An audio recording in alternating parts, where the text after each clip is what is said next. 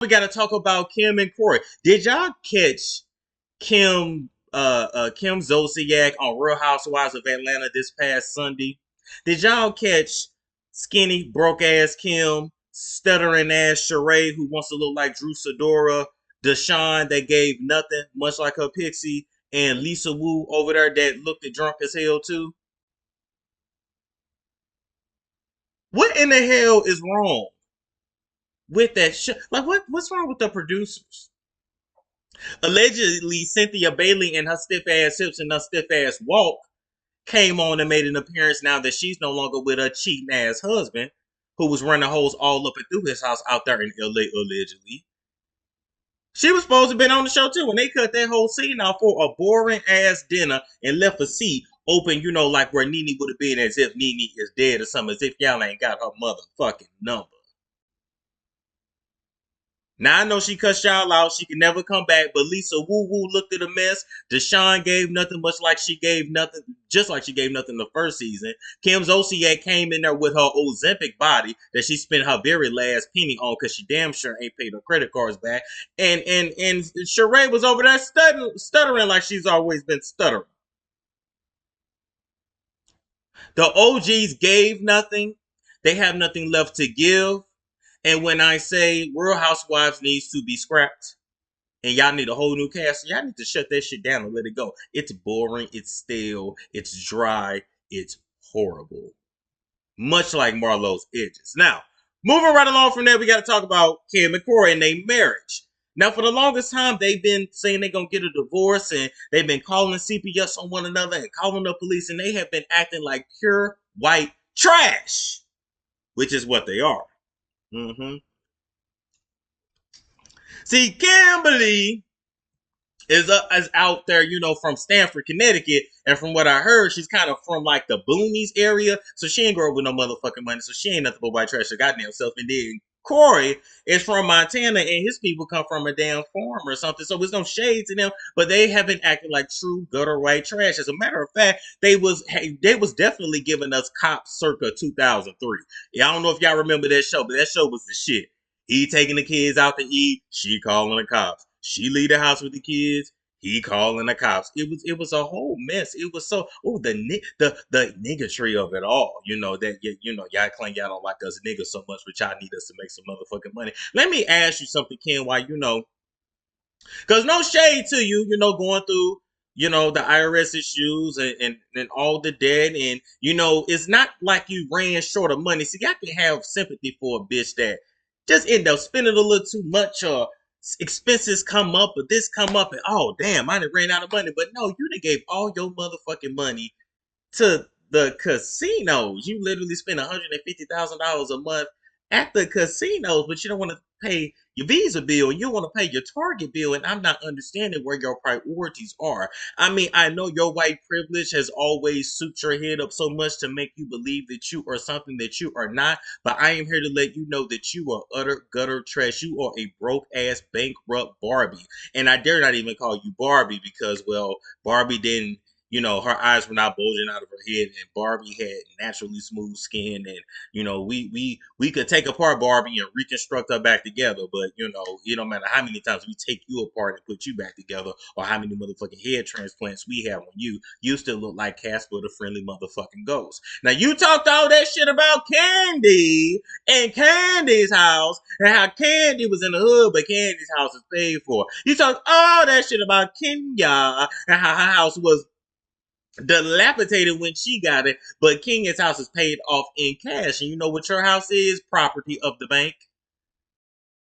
You know what you'll be doing? Probably filing bankruptcy here soon to try to buy you some more time in your house because you're too prideful to downsize to what in the fuck you and your family need. Why do you need a 10, 12, 13, 14 bedroom house, Kim? Because I know damn sure you ain't cleaning that whole motherfucker because you ain't really been cleaning shit from the beginning. You ain't never been a domesticated hoe.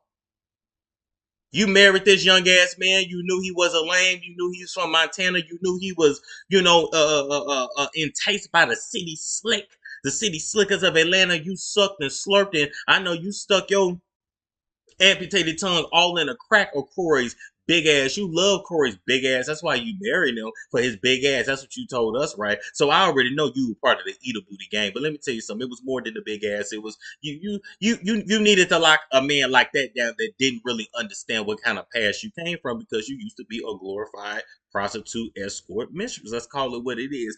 Damn, Kim. I hope you was not dumb enough to sell your townhouse out there in Alpharetta, because what you should be doing if you was really about your shit was to take you and your herd of children and this husband here too that ain't got nothing but the spit that you left in his ass because you just spent every penny in his pocket, including the lint in the motherfucker. I knew y'all asses was down bad when you was selling this dirty ass, stained ass, sweaty ass, wrinkled ass t-shirt for $10 and $5 and $20. Bitch, you should have took that to the motherfucking Goodwill. You should have took that down to the motherfucking swap meet and sold that shit. You would have been better off selling this nigga's draws on Twitter before you ever tried to think we was trying to buy some old shit circa 2007 looking like the shit Kim Kardashian wore back on the red carpets 15 faces ago.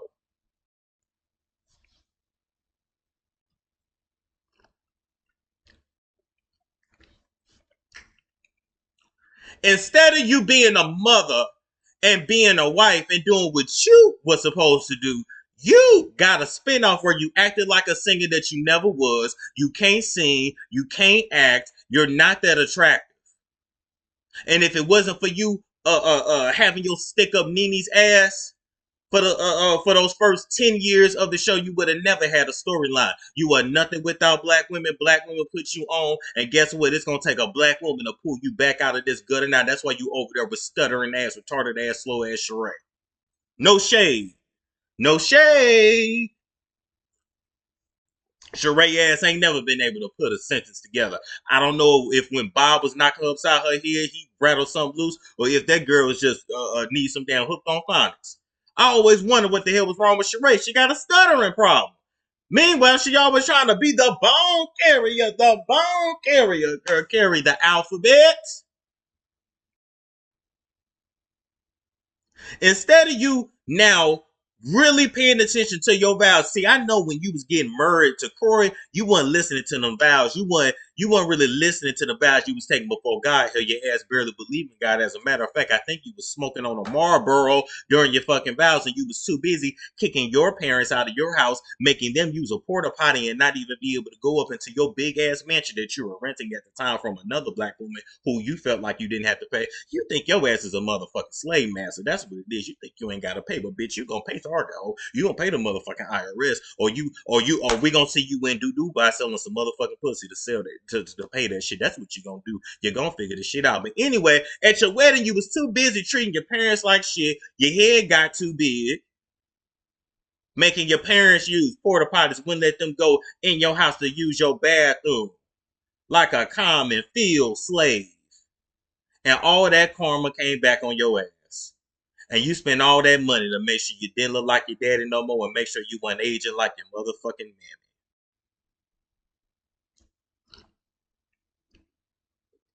And Corey ass ain't no better.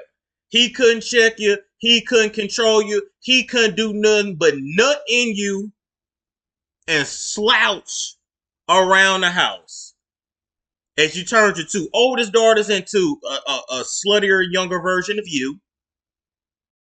And you still didn't even do that right. What happened to pimping Brielle off to that baseball player? You were supposed to be and pimped her off to a basketball. Well, now you probably don't want no black in your family. But you see, you only use black women to get on, but you don't actually want no black in your bloodline. But you should have actually sent Brielle as to some baseball player, a soccer player, so y'all could have got some more money in the house. Or you know what you could have done is actually got a fucking job. You know what you could have done? Not had a stylist on payroll. What was you bringing around Sean for? What was Sean coming around for? What was Sean styling you for? Shout out to Sean and her blonde picture. She in New York doing her thing. What was Sean styling you for all them years? You didn't have a red carpet to go to. You was never in a movie. You didn't have any television appearances. What was you being styled for? To walk around the house and eat pizza and get the fat sucked out and damn near have a stroke because your ass can't stop smoking before you get a surgery?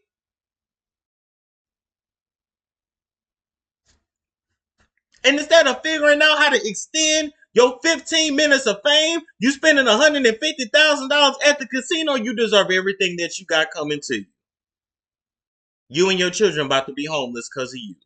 And now you gonna crawl on your knees. You ain't even you done had so much fat sucked out your body and you done took so many shots of Ozempic, you ain't even got the cushion around your knees no more. But you gonna crawl on them carotid ass knees back to Bravo and get every little penny that you can. Let me give you a little tip. Get them cameras in that house while y'all fight and attempt to save your marriage and come back from your horrible finances. But let me tell you something, Kim. You might want to ask for a spinoff because I'm here to let you know if you are on the next season of Real Housewives of Atlanta and Kenya is there, and we all know that you broke, baby, you are going to be read for filth. You are going to be read so bad that your ass is gonna be crying, except you ain't gonna be able to walk off because you need the check.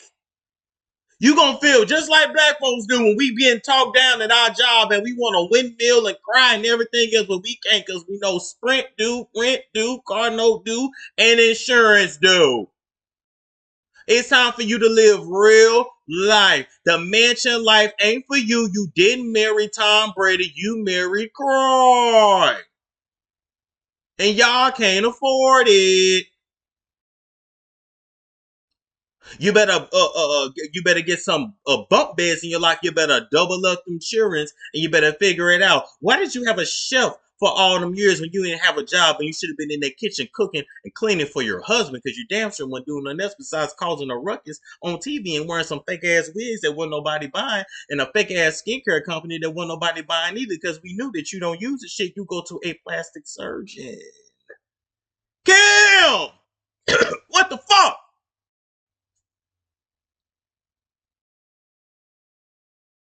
And now after all this, you and Croy, you're going to church with the children, and we're gonna work out. I mean, y'all love coming to God when you broke. Was you praying? Was you praying to God when you was rolling in the dough? Was you praying to God when you was love diving on DJ Tracy? Was you praying to God when you was riding Big Papa for that Escalade? Remember, he wrote you that $75,000 check for that black Escalade. Thank you, Big Papa. Thank you, Big Papa. I love you. Oh! Get your shit together. You can fix this shit. You're going to have to do something called actual work. When you shit that many kids out your coochie, you don't get to sit on your ass and be lazy. You gave up that option. Figure it out. It's Storm Show. Ay, it's a Storm Show.